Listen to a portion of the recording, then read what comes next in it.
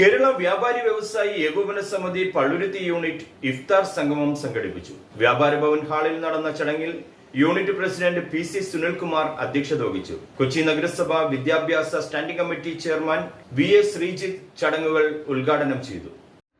ഇവിടെ ഏറെ മാതൃകാപരമായിട്ടാണ് കേരള വ്യാപാരി വ്യവസായി സമിതിയുടെ ഏകോപന സമിതിയുടെ പള്ളുരുത്തി യൂണിറ്റ് ഇഫ്താർ സംഗമം സംഘടിപ്പിച്ചിട്ടുള്ളത്.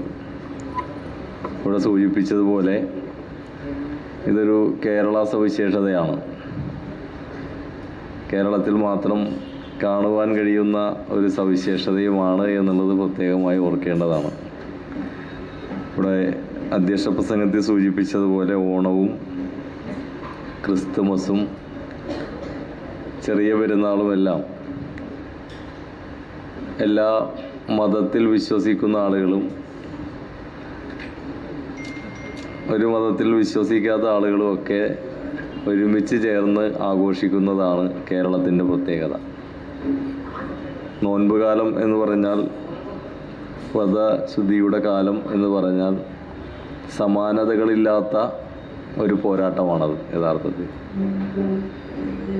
ഉമിനീര് പോലും ഇറക്കുവാൻ കഴിയാതെ ദിവസങ്ങളോളം തങ്ങളുടെ ജീവിതത്തിൻ്റെ ക്രമത്തെ ആകെ മാറ്റുകയും താൻ ഉയർത്തിപ്പിടിക്കുന്ന വിശ്വാസത്തെ, മുറുകെ പിടിക്കുന്ന വിശ്വാസത്തെ കൂടുതൽ ദൃഢമാക്കുന്നതിന് വേണ്ടിയിട്ടുള്ള പ്രാർത്ഥനകളിലും പ്രവർത്തനങ്ങളിലും ഏർപ്പെടുന്ന ലോകം മുഴുവനുമുള്ള ഇസ്ലാം മതവിശ്വാസികളും, നമ്മൾ പ്രത്യേകമായി കാണേണ്ടത് ഇസ്ലാം മതവിശ്വാസികൾ മാത്രമല്ല നോമ്പ് പിടിക്കുന്നത്, എല്ലാവരും ചെയ്യുന്നുണ്ട്. ഇപ്പോൾ അതാണ് ഞാൻ പറഞ്ഞത്, കേരള മോഡൽ എന്ന് പറയുന്നാൽ പല കാര്യത്തിലുമുണ്ട്.